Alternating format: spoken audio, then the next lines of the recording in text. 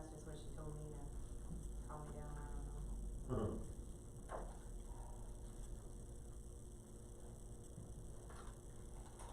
During roll call, do you want me to call Harold so that you can announce publicly that he was resigning?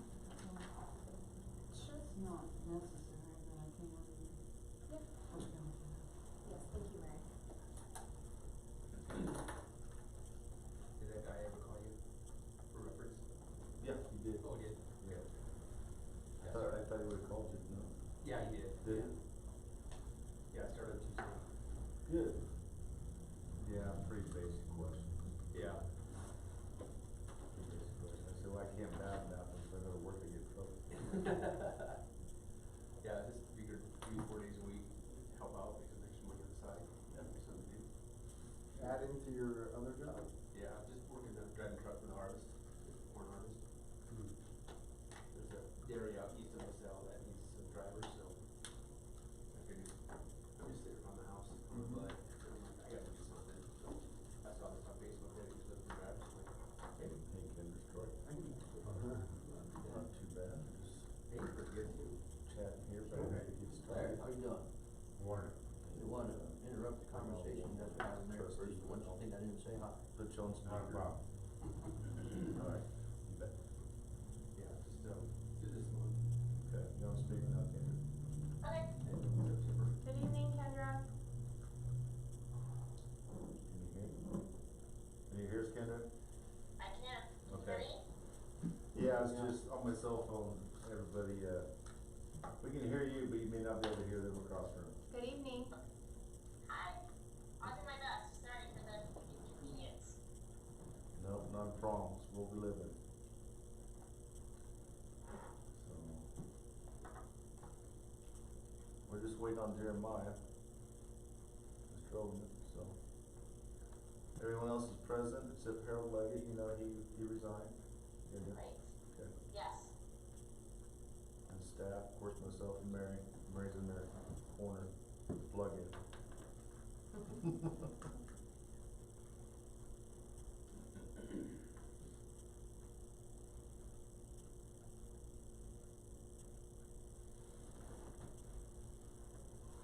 Alright, we'll get started. Okay.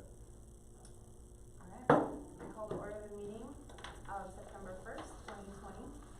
Can I have a moment of silence for all those who serve in our borders and outside our borders, please?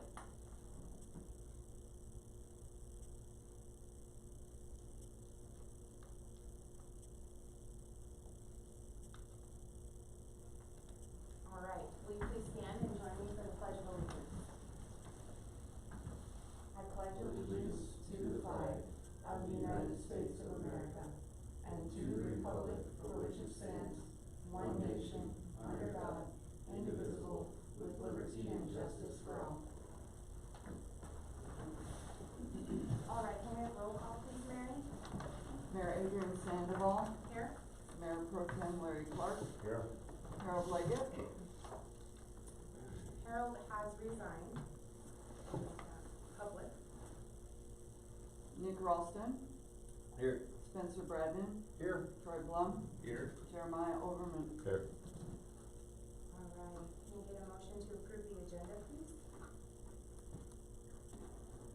I make a motion to approve the agenda. Second. I have a motion and a second, all in favor? Aye. Opposed? Agenda approved. Audience participation, we do not have any audience, but we do have the Constitution Proclamation. Did everybody get a chance to take a look at that? Okay. And then moving on to the approval of the consent agenda, which includes the minutes for August 18th, 2020, and the construction contract for Wall County Road 32.5, Martin Marietta. I make a motion to approve the consent agenda. Second. I have a motion and a second, all in favor? Aye. Opposed? Okay, carried. Moving on to action items. First action item is a public hearing. So at this point, I'm going to recess the regular meeting of the Board of Trustees, and I'm going to convene the meeting of the Platteville Liquor Authority. Mr. Rankin. Thank you, Mrs. Mayor. before the liquor authority tonight is a public hearing for the licensing of the special event permit for the Relay for Life, softball fundraiser. Some of you may recall last year was the first, year that they did this here in Platteville. It's actually under the name of, Tom Torres, I believe. It's a gentleman who passed away from cancer. And they do a benefit as, many small communities and large communities will do on occasion. So the proceeds go to the Relay for Life. The proceeds from this tournament will go to the Northern Colorado chapter of Relay for Life. As in last year, I asked the board to partner with this fundraiser, and we would provide the liquor license. Janet Torres, Recreation Director, would manage that, control all sales and distribution. Mary's put together the packet, it's essentially under my name, and there's a map showing basically the parking lot of the ball fields and the two ball fields combined, but not the community center, the dog park, or the horseshoe volleyball area. It'll be contained in this specific area. They're looking at having a dozen teams. It'll be on September the 19th on a Saturday, starting at 10 a.m. And typically, we run our liquor permits or special event permits from 10 a.m. to 10 p.m., which really do they go that long, obviously, except unless it's Harvest Daze. So I would ask the board to support this again for this year. I'm a strong supporter of Relay for Life, for what it does for the community in the area. That's all I have. Any questions, comments, concerns? All right, entertain a motion. We motion during the meeting, yes. Yes. Move to approve special event permit for 508 Reynolds Avenue on September 19th from 10 a.m. to 10 p.m. as presented. Second? I have a motion and a second, all in favor? Aye. Opposed? All right. That is approved, and at this time, I will adjourn the meeting of the Liquor License Authority and reconvene the meeting of the Board of Trustees. So moving on to B, Resolution 2020-14, a resolution of the Town of Platteville Board of Trustees granting a charitable donation to the Will County Food Bank. Mr. Rankin. Thank you. The first of two donation requests, there was a comment or discussion in the past about providing a charitable donation to the Will County Food Bank. The Will Food Bank has been part of Platteville over the course of the summer, providing two to three monthly food mobile pantry distributions for the community. And then the town partnered with the Platteville Gophers Fire Protection District and do the weekly nutrition meals for the youth during the summer months, which is also part of the Will Food Bank program. So I'm asking the board, because we're having less donation requests this year, obviously, because of the pandemic and less school activities, I still would like to see the board use these funds toward good causes such as the Will Food Bank. And they've been used more this year than probably ever before. I just don't know that as a fact, but I'm assuming so. That's all I have. Thank you. And thank you, Spencer, for the request. And Thank you. any questions, comments, concerns? I believe we did give one donation to the food bank earlier this year, and this will be our second $100 donation. Was the first one to the one here in town, and this one's to the Weld County? They're slightly. I thought it was Will County, No. Both Okay. of them. Okay. which is pretty good. So this donation will be a total amount of 300. Correct, for the year. Okay. No, this donation is. 300 was before. So 450.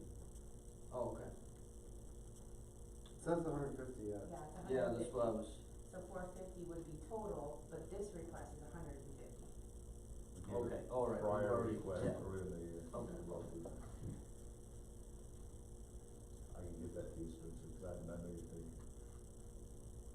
Any other questions? We're good. Comments? We're good? Okay. The total's 300. We gave 150 before, we're gonna give 150 now, the total is 300 altogether. No, we gave 300 last time. Did we give 300 last time? I thought it was 150 earlier. but that was one lump sum, wasn't it? Yes, we didn't have two other See, that's why I was requests, one confused. request. I thought I remember what Spencer was saying was we gave 150 last time.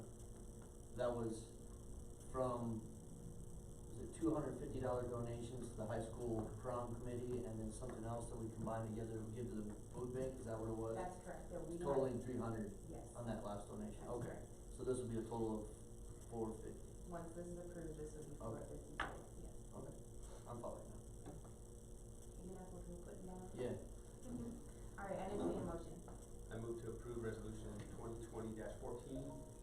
resolution of the Town of Platteville Board of Trustees granting a charitable donation to the Weld County Food Bank as presented. Second. I have a motion and multiple seconds. All in favor? Aye. Opposed? Alright. Donation approved. Thank you guys. Resolution 2020-15, a resolution of the Town of Platteville Board of Trustees granting a charitable donation to the Northern Colorado Relay for Life via the second annual Tom Torres Memorial Softball Tournament. Mr. Rankin. Thank you, Mr. Mayor. This is a fault from the, liquor license board or the liquor authority previously approved. Last year, the proceeds, the town donated the proceeds from the beer garden to Relay for Life.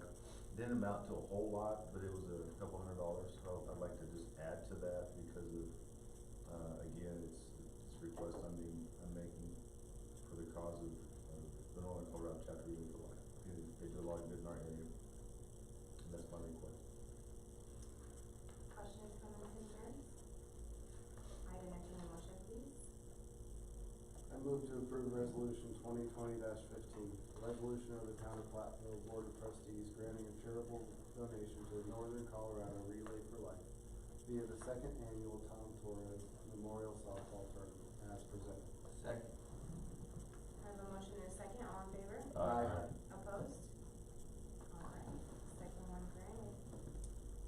Moving on, amended intergovernmental agreement, community development block grant, Weld County. Ms. Rankin. Thank you. As a board member, remember this first came to the board a couple months ago. Don Sandoval, the manager of this program for Will County, approached me and the other municipalities stating that the grant had some cleanup, basically language, statutory language that HUD has requested. So I put in your packet some changes from beforehand and then after of what the language would be.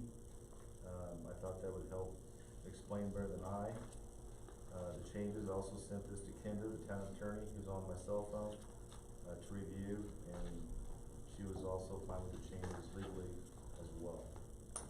Kendra? Yeah. Oh, sorry. Yeah, that's exactly right. Thanks, Troy. Yeah, the changes don't do a lot. I'm not sure why they did this after the fact, but all of my clients who have seen the same changes from HUD all over the state have been fine with them, so I think they're fine. I looked at them, they don't seem to make any real difference whatsoever. Okay, thank you, Kendra. Sure. Questions, comments, concerns? What's our intention for this grant? Troy, can you remind me?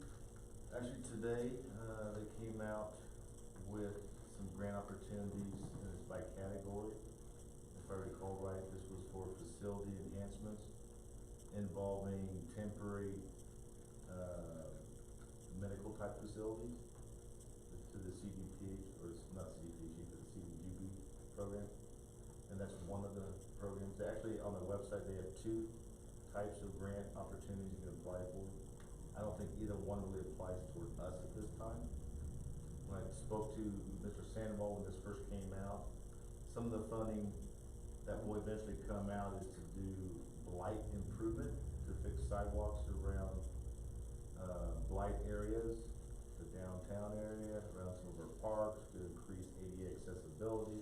Those are the things I'm waiting to apply for when it comes up. Right now, everything's focused on COVID-19. Thank you. Any other questions? I'd entertain a motion, please.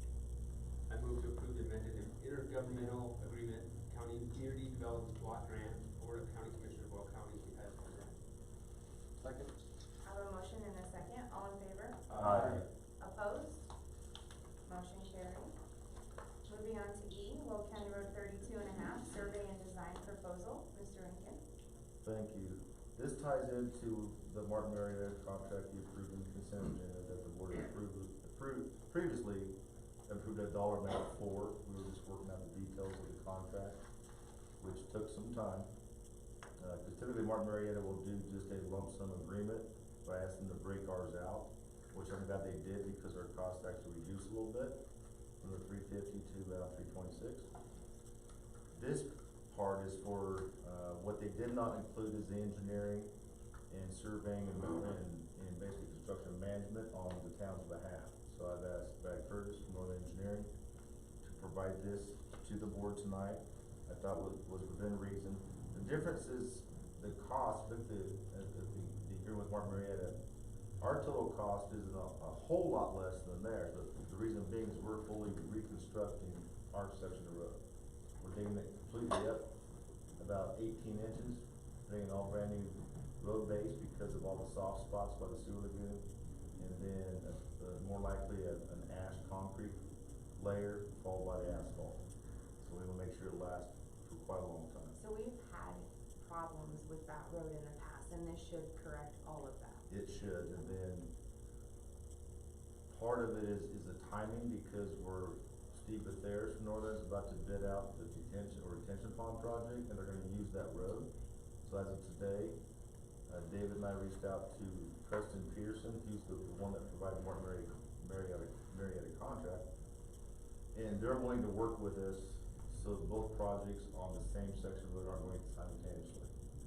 So they can do basically from Sturkle to 21 primarily, and not do anything on our section while those belly dumps or those rigs are hauling dirt over to the sewer lagoon for that retention pond project. So Brad Curtis is directly involved in that aspect, and he's aware of it.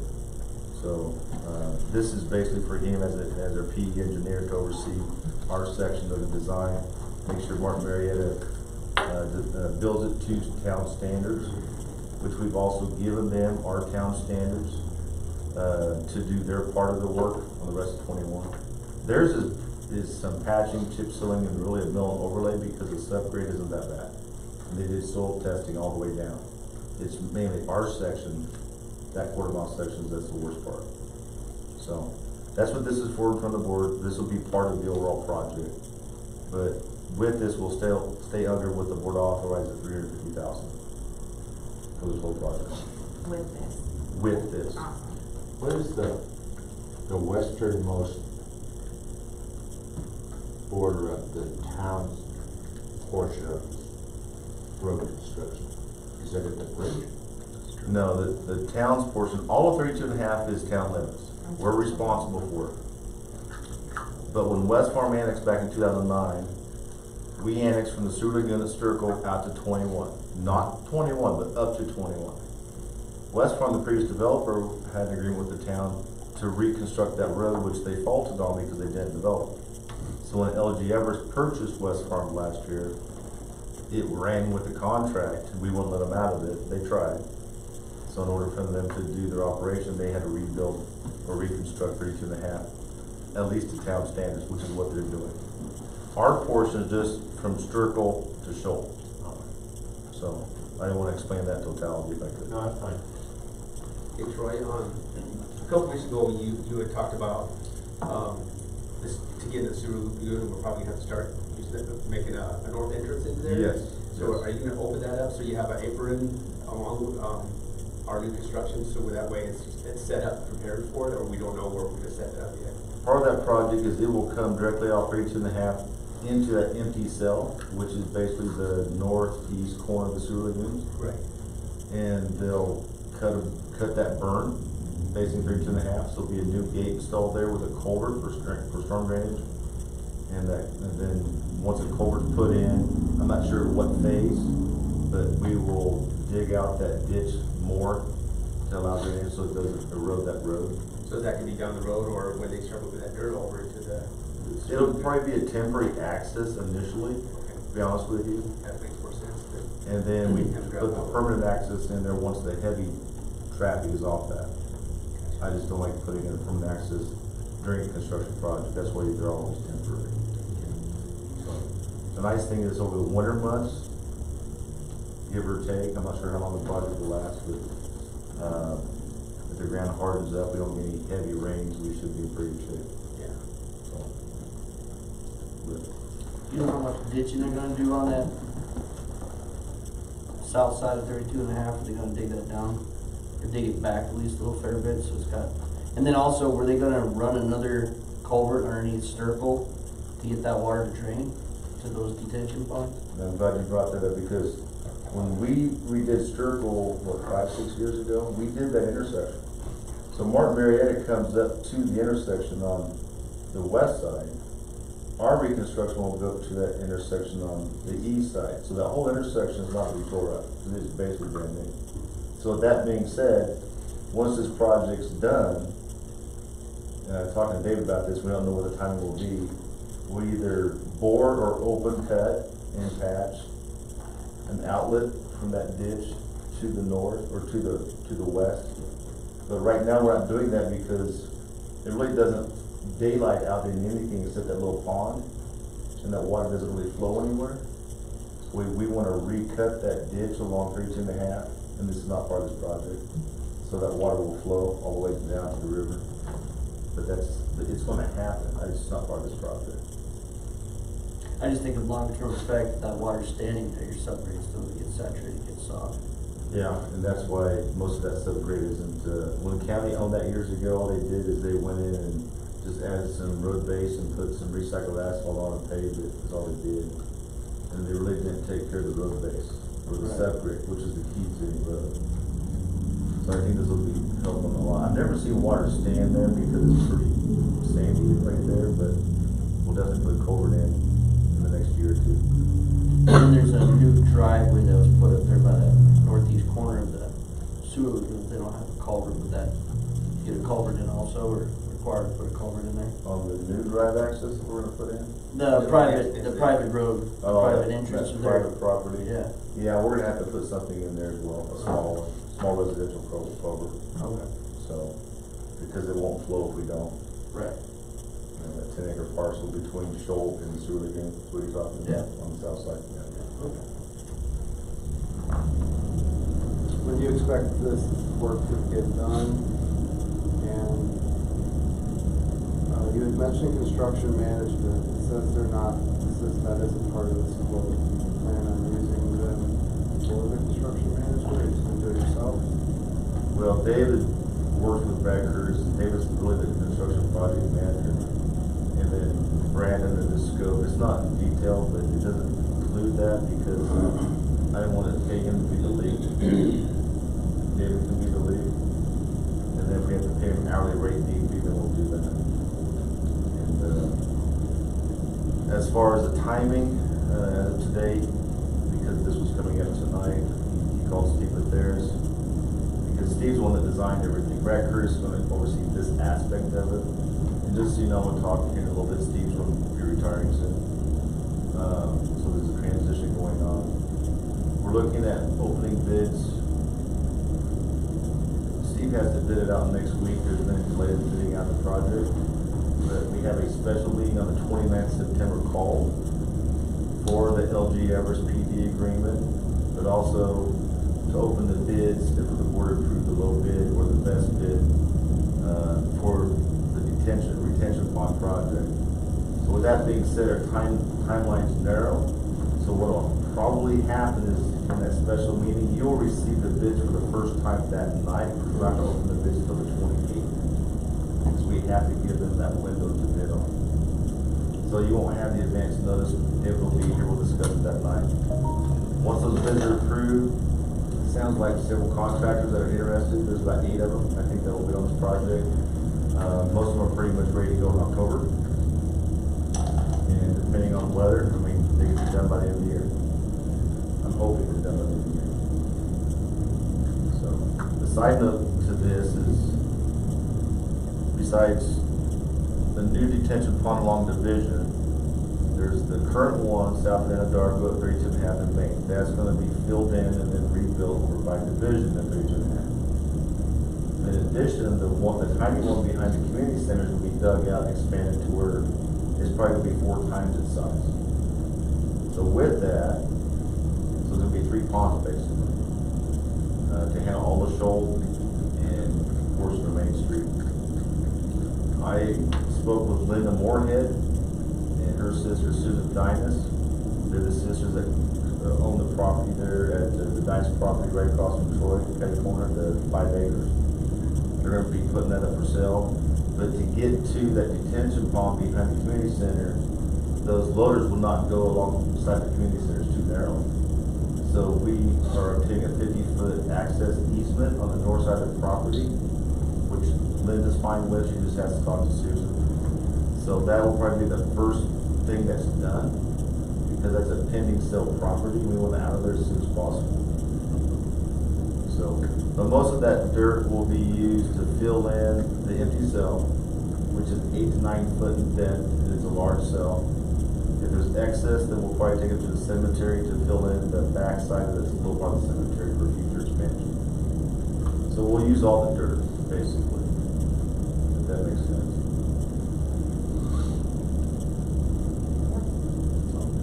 Good question. Any other questions, comments, concerns? Entertain a motion, please. I make a motion to approve the Well County Road 32.5 survey and design proposal as presented. Second. I have a motion and a second. Roll call, please, Mary. Nick Ralston. Aye. Spencer Brandon. Aye. Troy Plum. Aye. Larry Clark. Aye. Jeremiah Overman. Aye. All right, motion carried. Moving on to the coronavirus relief fund discussion. Mr. Rankin. And I'll start by saying I'm sorry, this has become kind of a headache. Even after the last board meeting, the board authorized funds toward the Will County program. We'll start our own program, which I received documentation today on how they're doing that. And then the board authorized funding for me to do some improvements at Town Hall related to preventing COVID-19 spread. After talking, and I summarized this right before, Chris LeMay at Dolan and Rich Warner of upstate Colorado. Gone back and forth, it's just very vague guidelines. It's not supposed to be meant toward anything long-term or permanent, everything's toward temporary. But to me that, and I've told both managers or directors for DOLA and upstate that I thought this was ridiculous because it's not like this is gonna go away in 2 weeks or in the year. You know, I don't surmise that's gonna happen. So building a partition for the front office, implementing a mail ballot or drop box outside so people we can still operate, not open the doors with DV, we have to close down again. Made a lot of sense to me. And this last email that you have in your packet from Chris LeMay at NOLA, they've opened up some of the possibilities. One thing I jumped on is new window fixtures and removable carpet. So replacing the window and modifying it as a next year customer counter window is probably likely. He just won't guarantee me. Then I asked about removal of carpet, because we just renovated PD, it's an opportunity for me to put new carpet throughout Town Hall. No, you remove carpet, but you can't put carpet back down, you have to put it in hardwood floors, but only have some kind of cleanable service. So that's out of the question. And he said, everybody's asking these questions because it's so vague. So, I just wanna bring this back to the board because I'm about to submit the payment for the Will County program out of our portion. I'll work on the draft grant application that I've been reviewing from upstate, and theirs is pretty extensive, by the way. So I'll probably send that to you the next week, just so you take a look at it. I was on the website today. Yes. And very interesting. It's very extensive, so I don't know a lot that applies to us or not, but it needs to be fairly competitive. Yes. And businesses can't do both, we can't apply for all these programs. But I guess the question is, and I talked to Adrian a little bit about it, I'm more comfortable pursuing the window replacement, than outside walk-up customer counter, and pursuing the larger, more secure drop box, mail-in ballot box, utility box. The part of that money was going toward front counter renovation, which is more ADA compliant issues. I'll probably just focus on the drop box and the window, if that's okay with you. I haven't spent any money yet, but I'll make sure we're on the same path. That's what I'm asking. So, but no, there's a chance that I may not get reimbursed. Just so you know. I personally think it needs to happen regardless of being reimbursed would be awesome, but. Do the COVID relief fund. To the relief fund. What I'll do is I'll expend the money out of capital improvement fund because they're both projects over 5,000 and they're long term, they'll have a shelf life of at least a year or more. And if that money's reimbursed through the DOLA program, through the COVID relief fund, then I'll put that money back in capital. So. And that window's gonna be in Mary's office? No, outside of Mary's office, there's a window that faces basically to the southeast. And to me, that's ideal. We modify that counter with a desk. There's already a desk there for the utility building. And it basically be a walk-up instead of a drive-up, it'll be a walk-up window with basically the sliding drawer with the voice hole basically that's covered, so on and so forth. Okay. And, always, when we were closed down for that period of time, I thought, man, it'd be great if we had the ability to deal with customers face to face, but through a secure, visible barrier.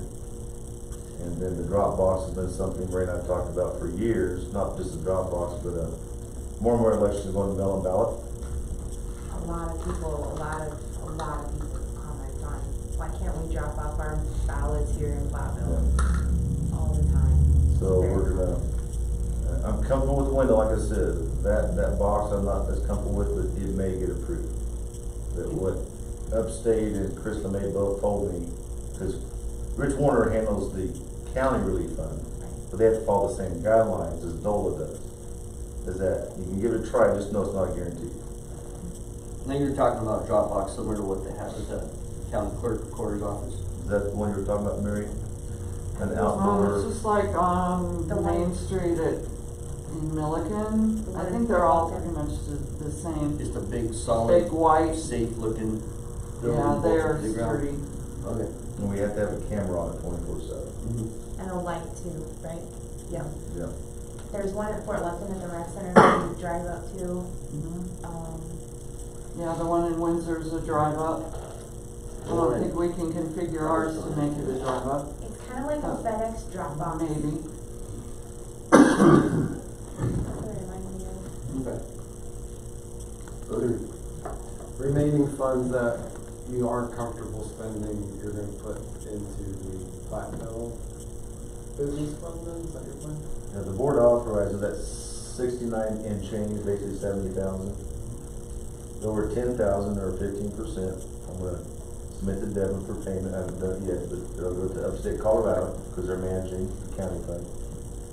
There's 24,000, I believe, to establish the Platteville business program. And there's around 35,000 the board authorized for me to do this project. Talking to Mary, she thought the box in totality with camera and the lighting was at 8 or 10 maybe. It's a rough. The box is 11, The box is 11, so total probably. but we already have camera and lights, they just have to Sure. stay repositioned. And I haven't got an estimate on the window yet, but it cannot be that extreme. But whatever's not used of that 35 applies to the Platteville Business Fund, absolutely. So I'm not gonna ask the board for any more projects. And if it's not reimbursed, we put it into the Platteville Business Fund. If it's not reimbursed. Wait, never mind. If it's not reimbursed, it'll come out of the capital improvement fund, Yes. and that money will still be there for the town to use. Yes, I'm trying to think. That makes sense. So once you get a quote on the window, you'll come back to us with that, and then we can say yea or nay, 'cause Both of these will come back to the board, cause they're not budgeted items. the way I see it, the window is a nice job, it's been good, but I think the businesses probably here in Platteville may appreciate that money better. Sure. So if we have a drop box for bill pay, or for bills and ballots and whatnot, that would surpass having a window Yeah. for now, and then temporarily maybe build it into a budget, that we can, cause like you said, you don't know if you're gonna get reimbursed, more likely, I'm guessing probably not. So we Yeah. build it into a budget, and then, we get a quote, we can go from there, and then take the money that we saved on that to give to the local businesses. We're not gonna know if we get reimbursed until we spend the money. Yeah, Yeah, that's the catch-22. even if we know it's going to local businesses, that's not like a guarantee that it gets reimbursed. Business Like Well, support. that's going to get it. Yeah, That's Well, our I'm just goal. saying, saving that money, knowing that it's unsure that we're gonna get it, being that it looked like in here that it's only gonna be reimbursed if it's temporary means.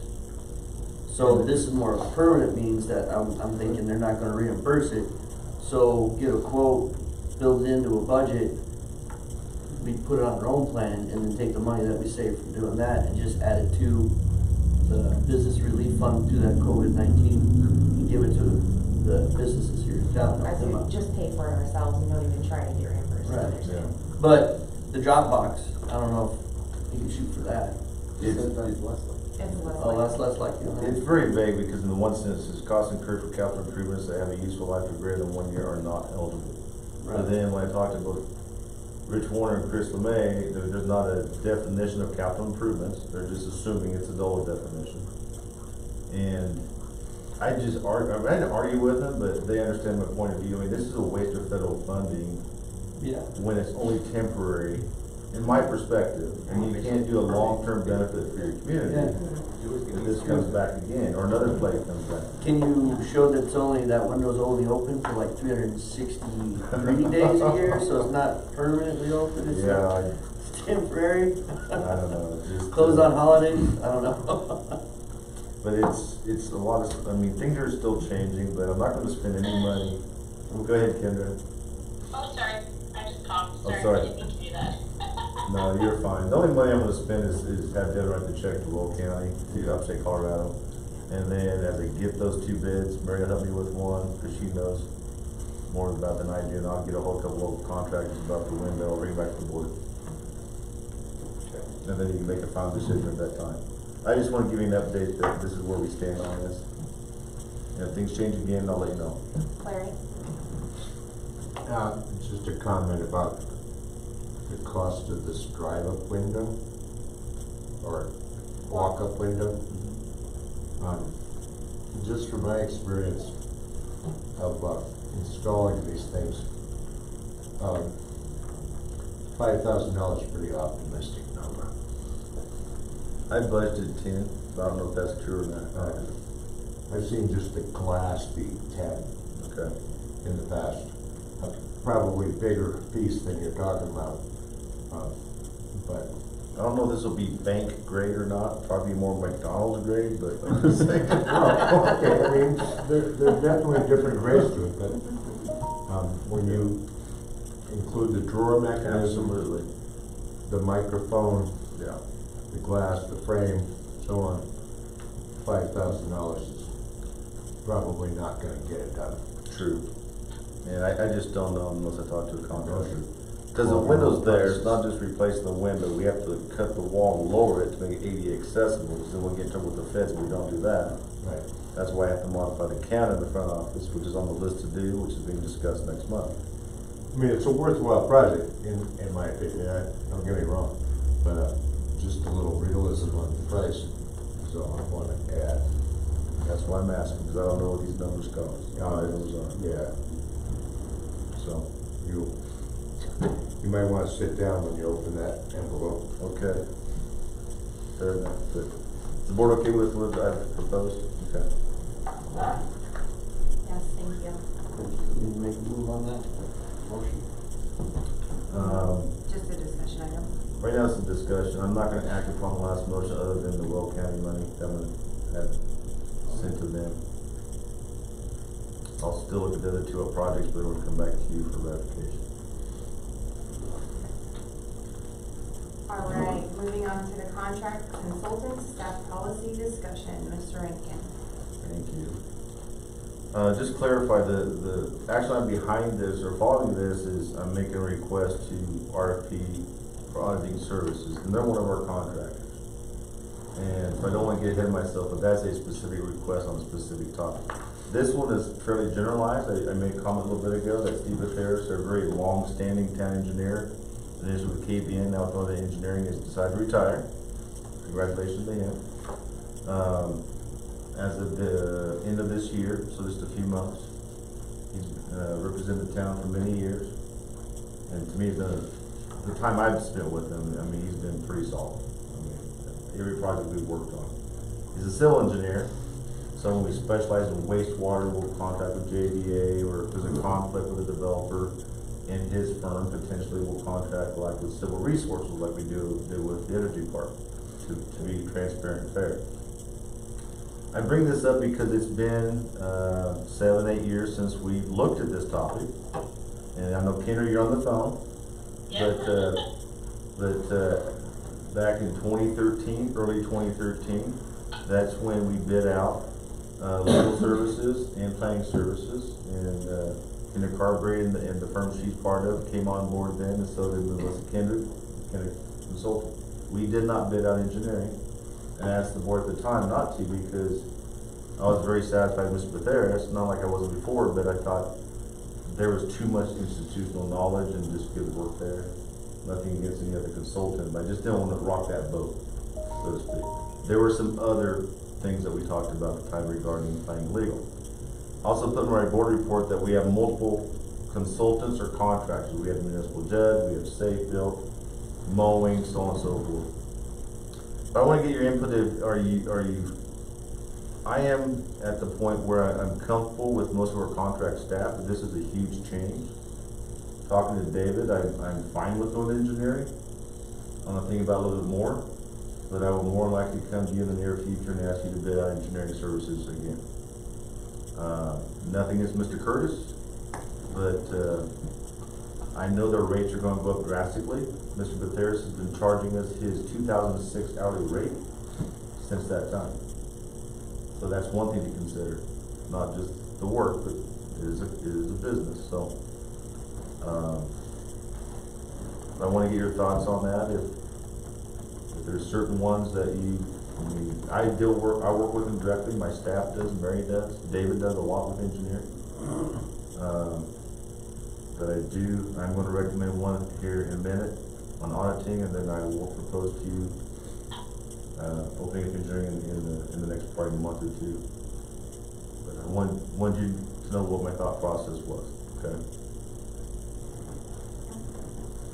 I think it's a good idea to get RFPs, if not every year, every other year, just as maybe a standard practice. I would say probably longer than that, just because of the, and not to argue with you, Mary, but from my perspective, I like to have somebody I work with at least 4 to 5 years. Build a rapport with. Build a rapport, you got long-term projects, like with engineering and legal, and even planning, you have multi-year projects you're working on. I'd be much more comfortable doing it that way. Some towns are satisfied, they just stay with the same consultants, and other towns, they have that kind of unwritten or written policy. But just because we throw out an RFP doesn't mean we need to change. No, you're sometimes looking to see, making sure you're still competitive and that you're getting the same level of service and not getting into kind of a rut, so to speak. Right. Well, don't we do like I know the cleaning and with Kendra, we do like a 2-year contract with them already, right? It's an annual renewal Right. based upon appropriations and any kind of term So what clause or change. does this do with what we already do with the 2-year contract? What does this do? Right. Right now, all these contracts are, I mean, the judge reappointed every 2 years, Mary, I think. But otherwise, safe built we just renewed, and legal and planning and engineering is just automatic renewal unless we bring it up or they bring it up, basically. That's how the contracts So are. basically, we just renew contracts instead of seeing what other businesses are out there. Well, I know when when we redid the contract for the trash service, we kind of talked about, should we start looking, but we had that time, at that time, we discussed that, so. I think every time we renew a contract, we open it up to discussion, we want to look at other. An RFP is sending out a request for proposal for other companies to bid. So it's giving bids and estimates from multiple companies. So the company that maybe already services you, plus others. This would give you more leverage in negotiating price over the next year's contract, because they set the price. You got an idea of what competitive pricing is. So if they're high, you can let them know you're a little high. Yeah. You can negotiate that thing, or what? Well, it can be part of the negotiation when the RFPs come in, based upon what the RFP requirements are, and obviously their abilities, their background, what, their, can't think of the term right now, but basically, and part of that is they will provide their rates, their rate structure. And when we did this back in 2013, the legal firm at the time and the planning firm at the time both submitted RFPs. They were currently our planner in the legal services. We had a long discussion, board members were part of that conversation at that time, based on totality of services provided, which way the direction the town wanted to go. They made a change at that time. Like I said, I have a better, we stayed with Northern and KBN quite bluntly because Steve Bethers has worked so well with us over the years, provide quality work. Not that I've met and worked with other engineers like Brad Curtis. It's not personal. I just think, I know the rates are gonna go up significantly, cause they haven't gone up in 14 years. I think we need to be looking at apples to apples. And it doesn't hurt to look at what else is out there. No, it doesn't. I mean, Yeah. that's part of the business. Right, We just don't have a specific policy right. on how we bid it or when we bid this out. A lot of small towns typically don't.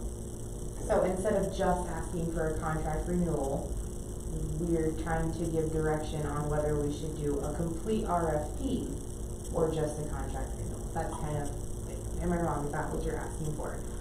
Yeah, When do we start looking at other options for certain or all contracted?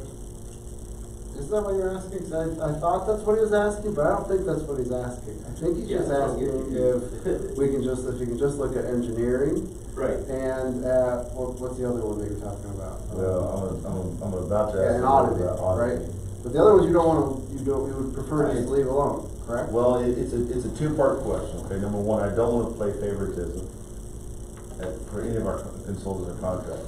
So, this is an opportunity because we have not bid out engineering like we have the others in the last 10 years. We just haven't. For the reason because of Steve Bethers, not personal, but just the work he's done since the early 1990s. I didn't wanna let that go. When the work didn't, get worse, it was pretty consistent, high quality. So with that, that's the main purpose, is I want to, talk to David again, because he works with engineers more than I do.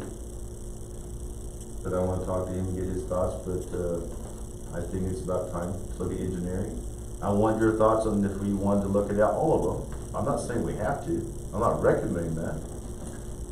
I personally think we need to look at all of them. Okay. I think that because sometimes when we don't look at all the options that are around us, we lose things. I mean, we could sign up with the same company with all of them, but what's the harm in looking? You know? And that doesn't mean a change has to be made, that's why my report, Right. but since, I think it's 2006 was Safeville, I believe is when the town contract with them. We just redid that one. I tend to agree with Mr. Blum here. We have an opportunity to look at this every time the contract comes up. And I tried to get us to look at different code inspectors, and the board wasn't amicable to it. So to now say we need to look at it, I mean, we have an opportunity every time the contract comes up to say, are we happy with this person? Are we not? Well, We need to look at it. I think that's part of the discussion, Right. right? If that's what you think should be done, then that's what we need to tell Troy that we would like to have done. When a contract is up for renewal, how about we make it an RFP and see what else is out there? Maybe we sign with the same company, maybe we go with a different company. I think that's part of what he's asking.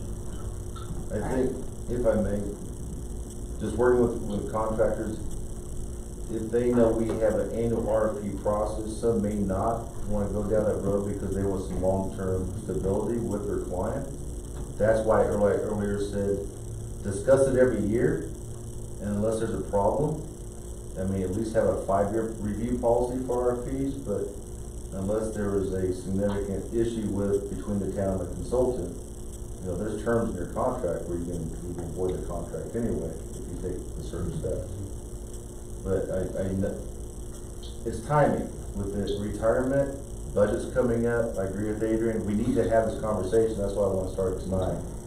I didn't intend to just stop it tonight, Right. but I definitely have one I'm gonna approach the board about, but I wanna start this ball rolling with the board tonight. I think it's like, I'm trying to think of a good way to relate it. For me, insurance, right? I have the same insurance company for my vehicles and my home, and then 3 years down the road, it's like, hey, what else is out there? And I find an insurance company and I'm saving $500 a year. I mean, that doesn't mean we don't have to not re-sign up. I think it's, If you get in the middle of a 2-year case, you're not gonna drop your insurance company that's covering you. for that during. Well, that's absolutely right, but Just that the doesn't sort of mean, situations that we're facing. but that doesn't mean I'm not gonna call and talk to, say I'm, I don't know, with insurance A, doesn't mean I'm not gonna call and see what insurance B can offer me, you know? Well, part of the process, I mean, not with all contractors, but we talked about building inspections. I mean, there's not a lot out there as competition, there's other companies, but, and it just depends on the consultant. There's not a building inspection service, Bill represents a very huge, wide variety of communities in northern Colorado, they just do. And they're all supposed to enforce the IBC code that you adopt, plain and simple. So then you have to look at all the details as far as costs and associations with that, working relationship. Legal and engineering and planning, I had talked to all these other town managers, I have a good idea who they use for those three services, and we're always kind of comparing, who's got who, not so to speak, but. Uh-oh, what? But, it does come up in conversations, it's not a formal RFP, but if, it's, I wanna make sure that I'm being represented by our consultants to the highest degree, as you will do too. So, and giving good advice and so on and so forth. I'm not arguing with Adrian, I completely understand and agree with that. My perspective is because how it works with me and long-term projects, I would not, a discussion every year, great, but I would not do an RFP every year. That's my recommendation. I'm good with 5 years. Yeah. I'm okay with that, but I think it needs to happen. It needs to 16 years happen. with the same contractor and not looking at anybody else is, I think, not what, Not being. we're not ignoring what our number one job is, which is our fiduciary responsibility. Exactly, and we don't really have a policy, maybe we could discuss that as we get into budget, or sooner, I don't care. The two that you wanna look at 5 years is the auditing and engineering. Every 5 years, and everything else maybe a little bit more frequent. That's another part, I don't wanna do all of them at the same year. Right. I wanna offset it, okay? You I want don't all wanna write brand that new down. contractors the Yeah, same I years? don't No. totally agree Yeah. with that, cause that's the reason when you said that we need to do one, I'm like, this sounds like a terrible thing to have to go through all of these and a bid on every one of these No. positions. I'm like, no. No, we Yeah, never- I don't disagree with that. Yeah, and I don't know how to word it, I like to look at, I haven't had time or taken the time to look at maybe what other towns have for policies as far as their contract review and RFP process. What if you do a staggering schedule? We look at, Staggering would be we look much at more. this group of 2 or 3 at, this year, next year, we look at this group next year, and then we just go around again. And then you're not having a brand new group of contractors if we choose, we may not choose, but to switch, but. I want that policy, and I think we're going down that road to adopting a policy, I would like it, I'd request it to be written in a way that it's not automatic that like Mr. Bethera is a prime example. Yeah. I only worked with him for 15 years, but he's been here 30, so, I look at his documentation and, like Reynolds Avenue, he had that design back in 1991. It could have saved us $100,000 if they would have done it then, but I don't know what the elements were. And the same thing, you talk about the fiduciary responsibility, well, we may, almost guaranteed, we kept the town in a better fiduciary place by not renewing that contract, or doing an RFP on the engineering side, because he could have just increased his rate, if we would have done RFP, said, okay, well, I know that they're gonna get bids that are at the 2008 level, not my 2006 rate. So we say, you can save money by sticking with the same person. I don't You know what I'm disagree with saying? that, absolutely. I tend to just trust Troy's judgment on this. If he feels like there's a contractor that's not performing well, he's gonna let us know. I don't disagree, I'm not worried about Troy, I'm worried about future town managers and future Yeah, boards. a policy's like a 4 or 5 year policy seems prudent as long as it's staggered. And yeah, I don't disagree. I see the benefit in getting RFPs, and I don't disagree with the staggered part at all, but the benefit to the town, to the board, is that by gathering more than one proposal for the same service, that the one you either keep or replace with you're getting a competitive price for the services. If you don't ask for anybody else for 5, 10, 15 years, you don't know how much you could be saving by soliciting a different bid. And I think the circumstance with. Or know how much of a good deal you're getting by keeping the one you have is the flip side of the coin. But it keeps these contractors honest, and it keeps the board, the town manager, staff informed of the current competitive cost of soliciting the services, whether, no matter which ones they are. So to have something as policy to review these, to solicit RFPs periodically and fill in the blank, how often you want to do that, seems like a prudent thing to do, in my mind. And it fulfills the fiduciary responsibility of the board as well, because we're always, every couple of 2-3 years, for instance, soliciting the current price, a competitive price. If they want the work, they'll come around with the price. Well, I don't disagree. I really think a regular review of contract services is needed, at least a discussion point. And I'll look at, proposing a policy to the board about, a 5-year staggered RFP process or something along those lines. I mean, we've never had one. And Spencer, you're right, since I've been here, I don't know about my predecessors, but when it comes to contract staff, it doesn't change unless they make you mad or make me mad, basically. What happened, years ago is, I was concerned about some cost with one of our contractors. And I knew it was not competitive. And it wasn't the quality of work, it was the cost of work.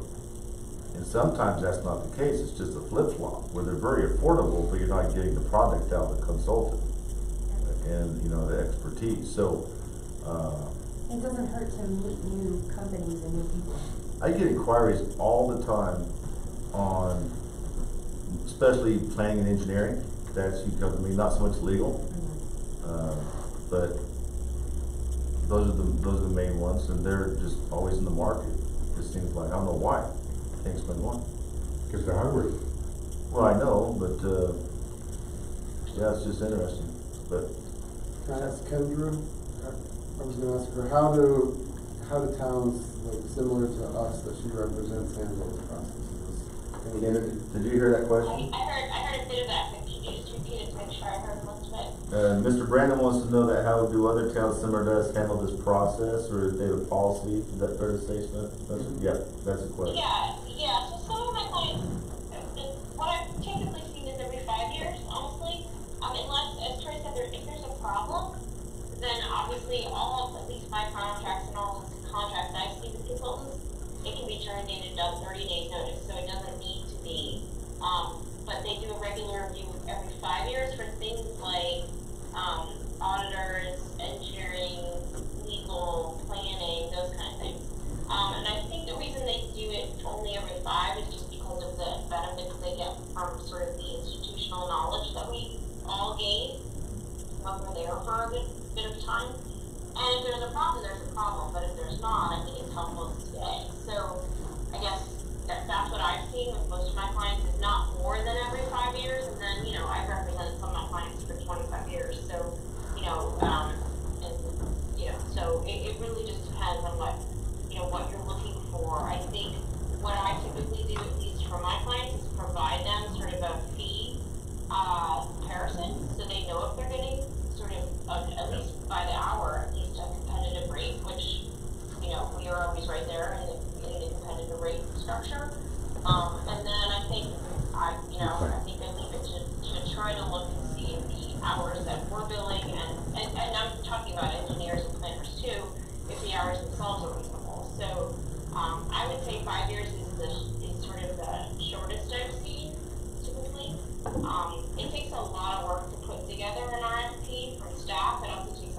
work to respond to an RFP. So I think, you know, most try not to do it too many times because it's just kind of just to be blunt, it's kind of a time suck for staff and for consultants if you're happy with what you're getting. If you're not, then it's worth all the time in the world. But if you're happy with the services you're getting, I would say 5. Okay, does that answer your question? Perfect. Thank you. Thank you, Ken. Sure. So I'd like to bring this back into another discussion with the board, or between me, if I may. Look at establishing a policy, and then along with that is look at, essentially, to be blunt, what contracts that we want to RFP out now in the next few months, and other ones that, so we got to stagger, right? Or I think we should. And which ones that we want to hold off because we're satisfied with the services and the cost that we're getting. Is that fair enough to say? Yeah. Okay. Mary, help remind me of that, okay? All right. Thank you, Ken. It's kind of odd discussion with you being on the phone. Sorry. Not a problem. All right, moving on, request for proposal auditing services. Mr. Rankin. Thank you. This one is something I've thought about for over the last year. We've been with Clifton Larson Allen for over 5 years now.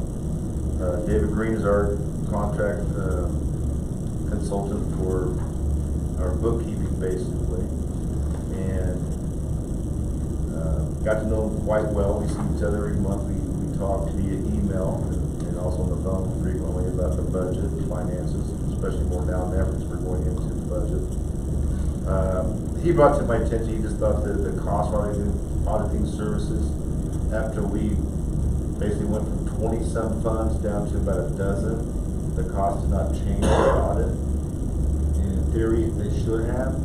And I did speak to a representative that I have in contact with Clifton Larson Allen, and he said their costs were basically set the way they were going to be.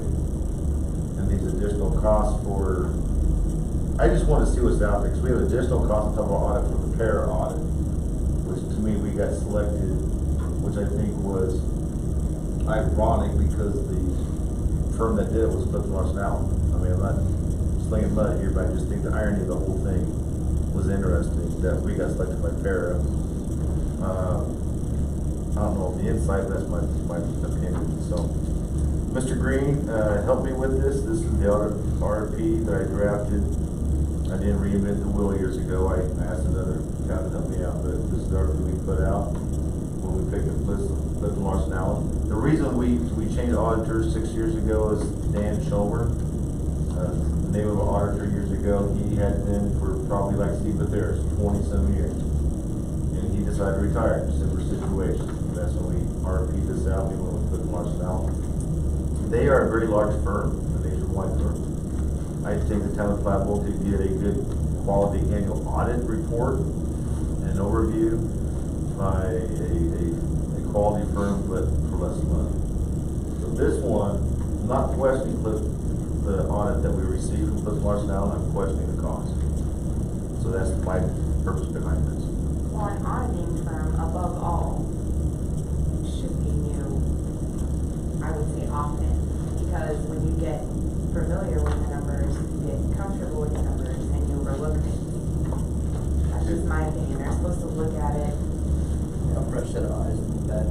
It's different because unlike Kendra, Melissa, Steve, and even Staple, we work with them daily, if not weekly. And you want them to have history in the We background. want that with, we want a quality audit, we want to give a good report to the state and make sure everything's clean, so to speak, which we have been for many years, but, complacency, I guess, because you only work with them once a year. And Mr. Green provides all the information along with Mary and Devin, and then they analyze it basically to make sure we meet the certain standards that are required by statute. So, I would like the board to authorize me to RFP this out here in the near future. Because now's the timing based upon how things work with auditors. Mr. Green said fall will be perfect timing. Because they're slower now, they'd be able to respond. Like Kendra said, it takes a long time for them to respond. That's all I have. Questions, comments, concerns? I entertain a motion, please. Move to approve excuse me.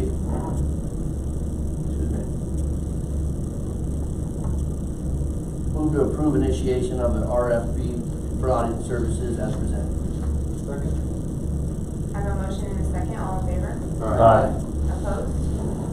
Motion carried. All right, Call employee, home from Christmas. moving on, employee handbook amendment, Mr. Rankin. Thank you, Mrs. Mayor. Kendra helped me with this when I approached her about, my, temporary telecommuting policy. Basically, when this all started, the COVID pandemic started months ago. I'm in communication with the mayor. We looked at, number one, because of the initial newness of it all, the pandemic scare, we closed town hall to the public. Some town halls closed completely and vacated, and they work from home, which was, I know some communities specifically that did this, and their clients or customers had a very difficult time dealing with government. We did it, we came to work. Police was split in squad A and B, so they stayed separate other than the chief. Public Works did the same thing. I had, but unlike Carl, I had David on one squad, Todd on the other. So we had less possibility of cross-contamination, working together, so on and so forth. But we've learned a lot, I think, since then. I don't do that anymore. Because when you're off duty, you can still hang out, I mean, in all seriousness, so. But it bothered me to some degree because I didn't have guidelines on how to allow this and pay employees when they weren't physically here. So I asked for a policy, it starts on page 40 of the employee handbook. During that time, I communicated regularly, if not daily, with Adrian to make sure we, elected officials and staff, were on the same page. But we put place people on admin leave. The library, to some degree, is still on admin leave to some degree. They're not back to full time yet, but I'm more comfortable. A lot of communities are putting this in. This is a temporary policy. I mean, we could make this in the future a long-term policy, but my intent is for not the employees work from home on a regular basis. But I'm asking the board to approve this because this pandemic, to me, is far from over. And I want to be better prepared if we have a surge, so to speak, in the upcoming winter months. That's my approach with this one. Kendra, do you have anything to add on this? No, I think I would agree with everything you said. I think it's a good idea to have a policy in place, whether you're going to use it today or 5 years from now. So I think that was a good idea. We didn't have one, which is no one's fault. We just didn't have one for this because no one really expected it, but it's a good idea to have it. There's some private businesses that I'm familiar with that their employees are going to permanent telecommunicating, but they're like insurance companies. Yeah. They're like banking. I mean, government, we can't do that. I mean, there's times over the years where my son's sick and I'll call them, I'll just work from home, but I don't ask to get paid. I just put down sick time. But this allows an opportunity for some employees, I would say key personnel, but that's not true because I need public works and police work in the streets at the same time. So it's a judgment call, so to speak. Mostly it'd be administration. So temporarily, you had stated how long, I mean, would you have to go back and change the handbook then when it's over? Mm-hmm. I mean, feel like it's safe or what? No, Or this is the this temporary- just gives an option, so if there is an option, it would remain as an option, obviously unless the board wants to remove it, but there's no need to remove it, because it would really be at attorney's discretion, as to whether to use it or not. And that's a good question. The word temporary doesn't mean it's only in the employee handbook for a short time. It means if it needs to be, it's a temporary option for employees to work from home based upon the mayor and I having this conversation, the board is being aware of it. So, my example is if I came down with COVID-19 or got diagnosed, I have no symptoms, I'd be asking the agent, can I log on and work from home? Because I want to do it anyway. I mean, unless you tell me not to, but, I mean, there's all kinds of examples. I can't sit home, so. But, like I said, it doesn't apply to every employee because it's not realistic. So, but that's all I have. Any questions you may have? Questions, comments, concerns? So, just real quick, I know you do because I've been in your office and I've seen you carry your laptop out here, but of the employees that this would fall under, right, obviously cops can't work from home, maintenance people, they can't, do those employees have access to, I mean, the town's applications, or do they get a town laptop that they take home daily just in case? I mean, I guess I don't understand that, cause I know there's like desktops and stuff in here. Sure. Are they remote accessing those desktops, which then leaves a huge security risk? I mean, how are they accessing this stuff? I mean, I fully support this, but I have a ton of other questions. Sure, we have a remote, through Connecting Point, we have a remote access login, I think we're up to 4 at a given time. And the ones who've done it so far has been Mary and Deb in the front office, myself, David and Carl. There's a laptop or 2 in the front office that can be used. Okay. And I have mine assigned to me by the board. David has a laptop assigned to him. Carl has an old laptop, we haven't replaced it yet, but he has a terminal or workstation at home that Connecting Point basically can give him remote login access. So you have to have the credentials on the authorization. Not every employee can do it. And if this happened, I would ensure based upon this policy that they had town-owned equipment provided by Connecting Point with all the security features installed. They're not just using some random computer software system. Because we want to make sure we maintain that security for the system. So. Well, it sounds like all of those are license-based accesses. So would that go up? The number of Potentially, if licenses? we added more licenses, but right now, I don't see that happening other than Mary, David, Carl, and I. Other than us 4, potentially, but even when there was times where during that pandemic time period, that 6 weeks where Carl would log in or David, I mean, I log in multiple times a day, even when I work. So in the morning I log in, at night I log in. I mean, that's just me. But I know Mary does the same thing on occasion. So with the 4 week, and let me verify that, but I think Connecting Point, Andy said we had 4 that we're paying for that can have at the same time without bumping each other off. Or Mary, do you remember anything different from Andy? I think it's 4 though. So. Any other questions? That's a good point, cause we don't want people using their own stuff. Yeah, it just becomes a huge security liability. Sure. And that's pretty much addresses in the equipment section of this, Yeah, I was looking at that. and the rules and the training. Yeah, it just looks like you might have to buy a couple more laptops or something. Okay. We might have added a license for Janet. Yeah, Janet is another one because of when the pandemic hit, I let her work from home because we didn't have any face-to-face activities, but she still wanted to do scheduling and take care of the seniors, so. That's correct, you did do that. I entertain a motion. But real quick, I want to clarify, that's all 4 simultaneously at the same time. I move to approve the Platteville Employee Handbook as presented. Second. I have a motion and a second, all in favor? Aye. Opposed? Alright, approved. Thank you guys. Moving on, Northern Colorado Water Conservancy District temporary use permit and wastewater supply affidavit. Mr. Rankin? Thank you. I do have one change, not that, this is coming in from the board tonight, but over the years, when a CBT unit is dedicated, we go through this temporary use permit process with Northern Water. That's the only process we have. It's a temporary 1-year use. It's ours, once it's dedicated to us. And it's basically a year-long, what I call a background check of the water source to make sure it's valid. And it's a process that Northern requires. And then we get noticed after a year that it's a permanent use. It goes into our portfolio. So we have 858 shares of CBT units, Carl Bay Thompson. These 3 shares are coming in because of the new 7-Eleven. The 7-Eleven, to briefly summarize, there were 2 existing lots. Each had a 5-inch order to be loaded for 1 share of use. The 7-Eleven wanted to bring in a 1.5-inch meter. That EQR equivalency results in 5 units of water.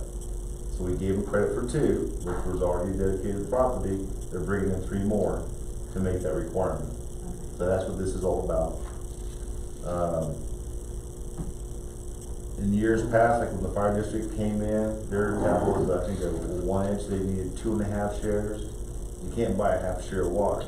So they bought 3, the town end up reimbursing them and keeping the other half, cause we don't wanna lose water. So, that's not the case here. So 7-Eleven needs more water than the fire department. Yeah. Yeah, yeah, not really. That's Slurpees. A lot of Slurpees, but, plus they had that fast food component.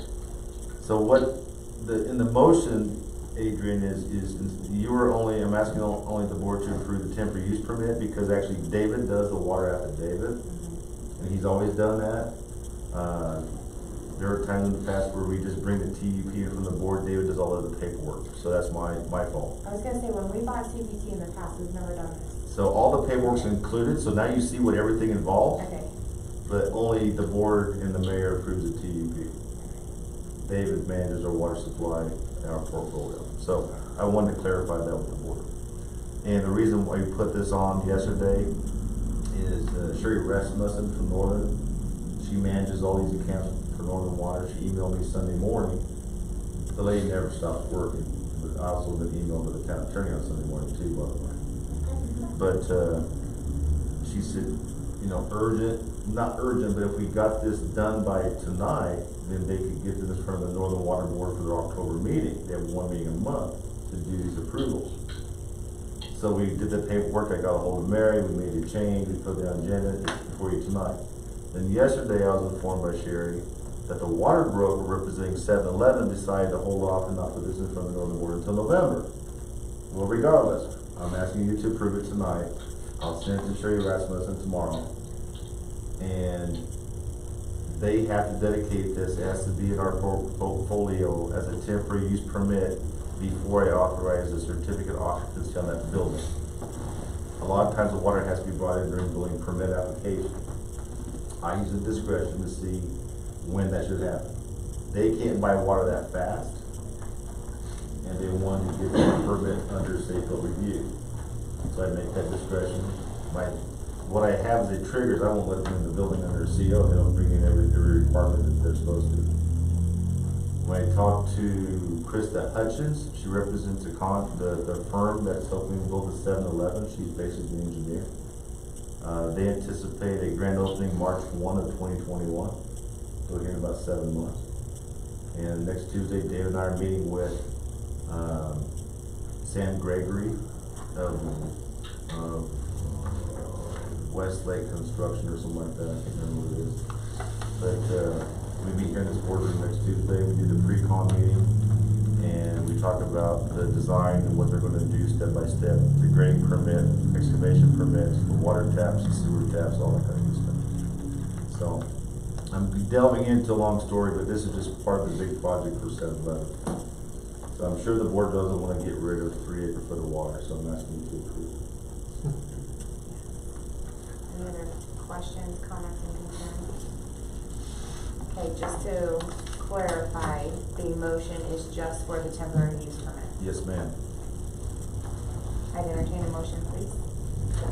I move to approve the TUP and water affidavits as presented and authorize the mayor and manager to execute the same. Second. I have a motion and a second, all in favor? Aye. Opposed? Alright, Motion carried. yes, motion carried. Troy and Spencer, right? Nick, you second? Nick was the I know you drove more. Mary leaves I for know, 1 I'm minute. sorry. I know, that's why I'm pausing. Time out, we need to take time. I The wheels fall off. know, I just went ahead and muddied the water. That's the last action item for the next. Mary for J. Troy motioned to approve the TUP. Nick seconded. All in favor? Thank you. Okay, thank you guys. Moving on to reports. Kendra, do you have anything to report? I don't know if I received it. I have submitted a written report, which included a lot of stuff. I'm happy to go through that. If you've received it, I don't need to go through it anymore, but I'm happy to answer questions. They do have your report, Yes. Kendra. We do, I'm sorry, yes, we do. Okay, well, then I don't need to do any more than that, but I'm happy to answer any questions if anybody has any. I'm curious about the broadband agreement. Sorry, I didn't hear that one. Yeah, Mr. Jeremiah Overman asked about the broadband agreement. That one you and I've been working on, but I have not presented anything to him, to the client yet. Right, so just real quick, the broadband, the state law does not allow us to do a franchise, so we have to just use a different term, and we have to be a little careful about what we say, so I did draft an agreement that looks a heck of a lot like a franchise, but we're not calling it a franchise. But that would allow the broadband company to use our rights of way in exchange, for them to provide service in town and also for a fee that we're, I think, going to negotiate. I don't think we're quite there yet, but whatever that fee would be. So it looks a lot like your cable franchise, it's just under state law, we cannot franchise internet providers, we can only franchise cable providers, which doesn't make a lot of sense, but that's the law. Okay, internet's a utility now, so that's fine. Yep, okay, I think that answered. Yeah, no, that's fine. I just hadn't heard of it, so I was kinda curious when I seen it. Yeah, with, only franchise agreement I believe we have is with Excel, I don't have anything else at this point. We used to have agreement with US Cable before they pulled out years ago.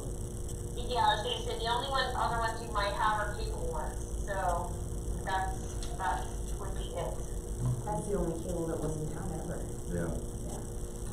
And the reason I bring up basically an easement agreement with this company is they asked if that's something the town would wanna consider, and I said absolutely, because it's just a revenue source, so. And it won't severely impact the customers, it's a customer base thing, so. But I'm not gonna dive into details on that yet, cause we haven't got to that point, so. Okay, anything else for Ms. Kendra? Thank you, Kendra, for being on the phone with us tonight. Thank you so much for having me this way. All right, moving on to Mr. Rankin. Okay, I typically summarize the agenda as I normally do, but as far as any, items I put in here to, explain to the board, updates, do you have any questions that I put in my report? Hayes Market. Hayes Market, I do. I do have a meeting with him next Tuesday. Mr. Hayes and his two brothers, there's three brothers that own Hayes Market, the two Hayes Markets. Through a conversation with another person, I found out they knew Neil Hayes of Hayes Market, so I reached out to him, and, a lot of his timing, I reached out to Hayes Market years ago, and we just happened when I first became manager, we were in a recession, so that didn't go very far.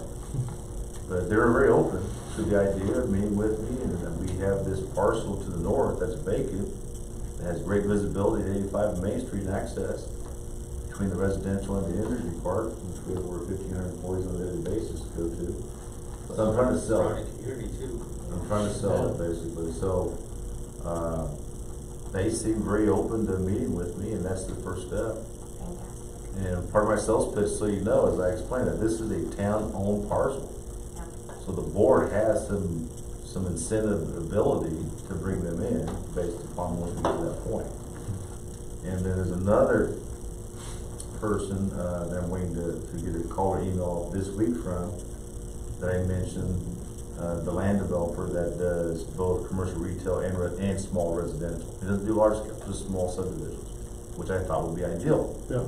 And I'm gonna refer him to both, you know, let him know I'm talking to Hayes Market, but Hayes Market's not gonna take the whole half parcel, obviously. But also the, Og Farm to the north that hasn't sold yet. Right. So I'm working on those kind of economic development problems. Yeah, no, I saw that, and then I saw land development, I thought something similar to like what Hayes Market in Johnstown, where it has like shops attached to it type deal might be ideal. Yeah, I like visiting the Johnstown, I've been to both in Berthoud and Johnstown, but I like that footprint, and I think it fit really well in Platteville. Mhm. Especially if you have a building, where Hayes is the centerpiece, and then you have next to it a barber shop, so, Right. I mean, just examples. Yeah. Because you want that foot traffic to come in. Is it Hayes and Eaton, it's a standalone, right? No. Heritage. It's Heritage Oh, is Eaton, it? but I it's, thought it was there's, Hayes. well, I think it is one building, and then they have buildings all Behind around it, it. yeah, it's a standalone. So I think this is an ideal opportunity for this property over here, Mhm. and, I just wanna Yeah, I think it's a great idea, good opportunity for town. pursue it, so. And a coffee shop. Coffee shop. certain coffee shops won't be allowed in Platteville, others will, so. Yeah. Anyone bowling alley? Bowling alley, I don't know about that. How about swimming pool? Okay, moving on. Any questions for Mr. Rankin? Now, a couple things to bring up, not ready for it. Last week, Chief Dwyer finally got his 2 new, CNG police vehicle replacements. They're in the parking lot. They're Nice both trucks. Ford F-150s. One's a shorter box, one's a longer box. Total cost of those 2 vehicles was $93,212. The town's cost was $16,042 For the pair, Yes, combined, 16,000. combined, yes. 8,000 apiece. And over the years in the CNG program, it's basically compressed natural gas, promoting a biofuel or dual fuel system where it has both unleaded gasoline and CNG, operate off both, which we have over the years. Public Works typically stays with the gasoline, but police still, depends on the cost, which is cheaper. But, we've obtained 9 vehicles total. 4 in the Public Works and 5 in police in the last 8 years. So when we started this program, when I first found out about it, the board at the time turned down the idea. I remember Commissioner Kirkmeyer was here and she was mad, but I called her up and then we kept the program going and we got involved and gave us the opportunity to pretty much replace the entire fleet, which Public Works was the first. They had 2 service pickups that were 1994, 1996. And those are the first 2 vehicles replaced. Then we did a dump truck, we did public foreman's truck, David we bought off the market last year. And then in police we've done 5 vehicles, so, saved the town a ton of money over the year. Our cost is 17.21%. But the reason the program is going away is they no longer approve, the federal government no longer approves the Buy America waiver, where a certain percentage of these vehicles had to be built with American parts, and they can't do that anymore. So the program's become obsolete. So. The only reason we got these last 2 vehicles is because Weld County took it over. Exactly. Otherwise, we wouldn't have got these last 2 vehicles. So the program, the funding was already basically allocated when the Buy America waivers were, basically become null and void. So our Will County Commissioners ponied up the money to make this grant process complete for all these municipalities. But in turn, part of the CNG program is not just vehicles, but they can get money for projects that reduce emissions from vehicles. So they took the money that was initially given for the vehicles, because it no longer qualified, took that money to make the project whole, and then in turn, because they got that money, they forked up their own money to make this project whole, if that makes sense. So I really appreciate Will County Commission doing that for us, because they didn't have to, so. I give credit where credit's due. I know. The last thing Never is. pay retail. Yeah. Last thing is, David and I have been in conversation with JVA. The state sent back the P&A letter, basically, the, preliminary design letter was basically is, needs assessment. And, a little bit of cleanup, but we have to have this needs assessment approved and passed by CDPHE before we take the next step.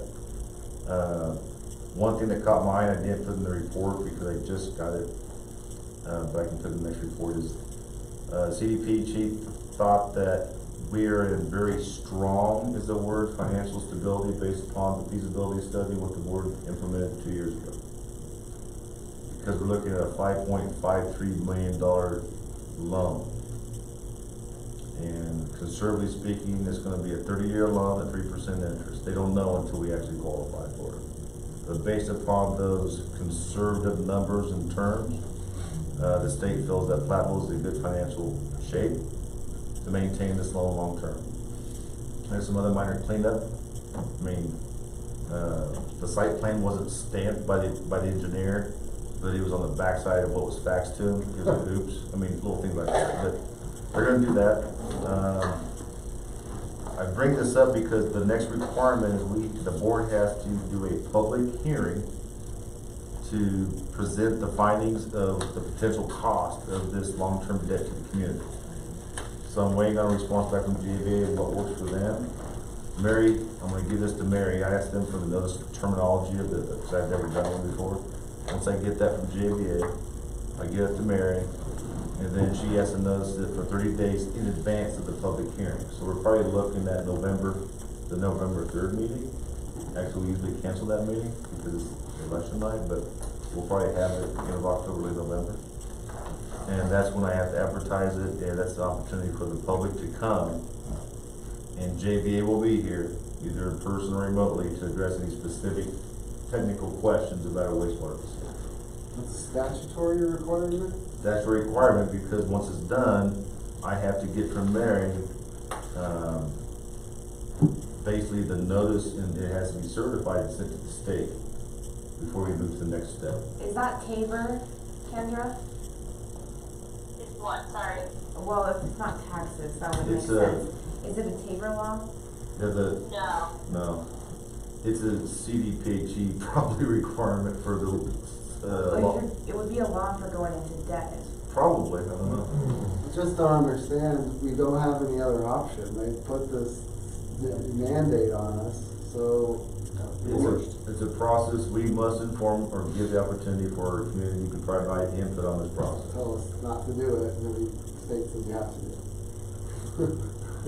Well, it's interesting because we're looking at when Dave and I met 2 years ago, I believe now, with DOLA, USDA, and CDPHE and the State Revolving Fund Program people. Essentially, we'll either do a direct loan or a bond. A direct loan is up to $3 million. Anything over $3 million needs to be a bond, the way the rules are written. I'm simplifying this drastically, by the way. And a direct loan would be better for us long-term because it's less debt obligation. But either or does not go to the vote of the people. Typically, a bond does that. You're gonna put your community in a $5 million debt obligation for 30 years, you would think you're going to the vote of the people. I don't know how to explain that, maybe Kinder can, but that's what I was told by CDPHE, that it's not a vote of the people for this bond. Yeah, I don't know all the details about it, but I know there are ways to do it so you don't have to have a vote, but I can kind of look at it a little more if I can give you some, sort of accurate reasons why. Yeah, and I just threw that out there, Kinder, but I think that's probably why they push this public hearing so hard, to make sure that the community is fully aware of what's going on. Sure. And right now, we're still looking at a cost estimate of that $5.5 million. I still have the hope, it's a slim one, that we're going to apply for a DOLA grant to get $1 million. I'm doubtful that we will. Reason being is they cut the 3 cycles in the year to 2 for DOLA applications, and they've taken half the money of the severance tax money. So there's a lot less money available, and there's 1 cycle less. We'll go after it. JV's actually gonna write their application and I'll sign it. But, cause they have the technical, expertise on how to write it, I don't. But if we got that, if I did the simple math, it's a $5.5 million plant. We put $5 million or $500,000 aside in the Colorado Trust. You can put up to 10% of non-enterprise funds toward a enterprise facility like a sewer lagoon, according to DOLA, but no more than 10%. No more than 10%. So we have a $500,000 in the bank now, 500 and some thousand. Get the DOLA grant. If we take that money that we invested along with some more reserves and match $1 million to $1 million cash, we get down to $3 million long-term debt obligation. But it's unlikely. That was my big picture plan financially, and because of the economy, the oil market, the changes in DOLA, because the severance tax may not available, we're lucky we got the grants that we have so far. So I'll just leave it at that. Not to be gloom and doom, but I just want to lay it up front.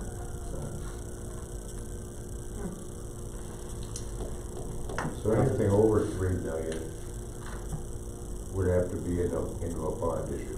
Correct. But not a vote, So it's not really any different. Well, if it's a bond, then we have to take it to the vote, right? It wouldn't have to be a vote of the public. It could be a vote right here at the board. Yeah, it's not, I mean, it's not a public vote, no. Right. We're gonna vote regardless of what we do, right? So, although, it doesn't sound like it really changes anything, as far as how you're. It doesn't become a ballot issue. Yeah, it's not a ballot issue, no, correct. Well, we haven't talked about it for a while, but things are being worked on, and that's the latest update. So in the next month, there's a 30-day response, the JVA has to respond, to Dave, can't think of his last name, at, CDPHE. Cruz. And then JVA still planning on having 30% design done in November at the latest. And then part of our contract with them is they bid out the CMAR, construction management at-risk person. That will come to the board. You will approve who that person or that company is, and then they will be another subcontractor with JVA to design the final part of the plant. Cause the theory is you bring on your contractor early on in the game, they can tell you what'll work, what won't work to hopefully save you money. Some people like it, some people don't, but I think that's the way we should go. And David found out that Extine Electric out here on the south edge of town is gonna put a bid in to do the CMAR because they build sewer plants, they build mechanical plants. I never knew that. I No was idea. talking to Mike Eckstein the other day, And they said they're gonna go after, according to David, they're gonna go after it pretty hard now. Who is it? Extine Electric just south of Bill Calfrac, the new Joe Max down there. On the electrical contracting portion of it. Yeah. But which is most of it. Yeah. I mean, cause no contractor does everything, they sub out what they can as a primary. Fantastic. So Exton's gonna go after the head CMAR position? That's my understanding, I don't know. Huh. Because most of it is concrete and electrical, is what it comes down to. Yeah, sure. And a Component. lot of mechanical pipe fitting as well, you know. Yeah, I can't confirm that, I was just, Mr. Brown was telling me that, because what's happening is our longtime electrician that we use for the town, Mr. Evans, is also gonna look at retiring. So we're preparing for that. So David's, and Todd met with Extine Electric, and there's 3 gentlemen that work out there that will be our on-call emergency people that will deal with the mechanical plant when we have failures or alarms or issues. We have to have that in place because that is our largest capital asset this town has, and it's probably one of the most important that we own. It is the most important, so. I think the CMAR project is gonna be greatly beneficial.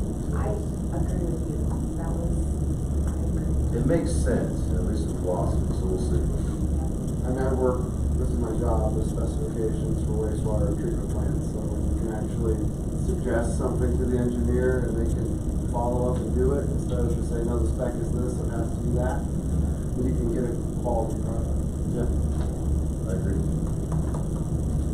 That's all I have. Anything else? I had a question. When is the last time we looked into firearms? Did they know? Well, it was before you came, right? We've looked at adding more of these, but got over that fairly quickly. Is that something that could be reimbursed by the CARES Act funding? Because we have people viewing videos online and they're still not able to hear. It is very difficult. Yes. Yeah, I can ask Mr. LeMay, I mean, not Richard Warner, but I can ask Mr.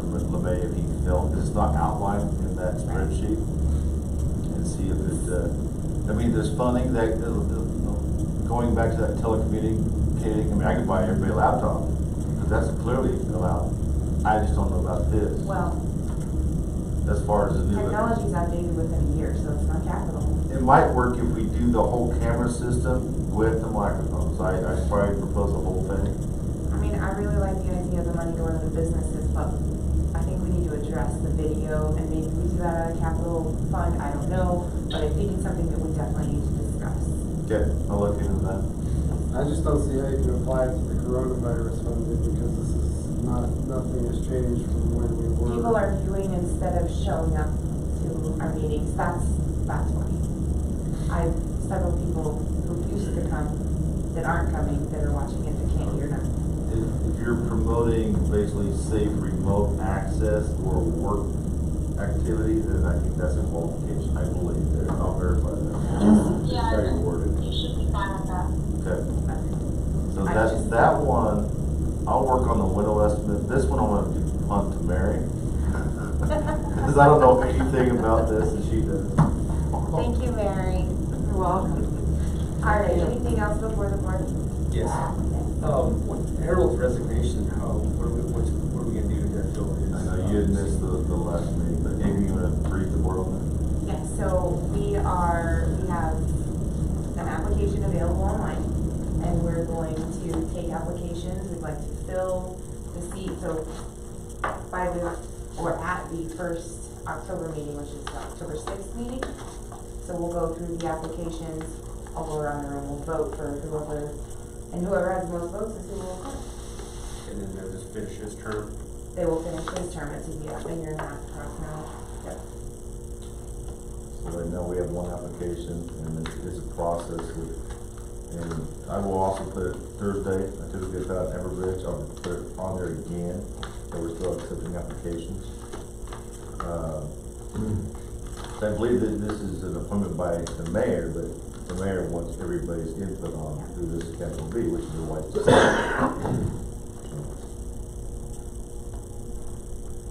Any other questions? Alright, just stand adjourned. Thank you, Kendra. Thanks, guys. Have a good night.